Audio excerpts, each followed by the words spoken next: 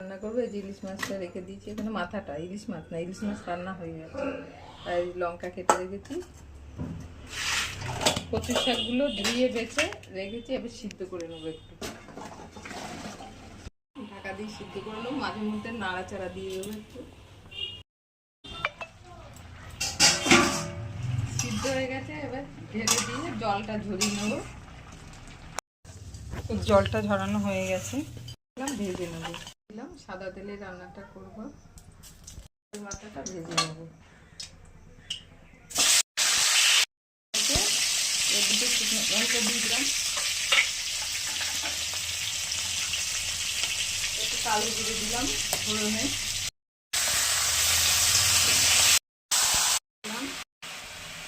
হলুদ দিলাম, একটু গুড় দিলাম,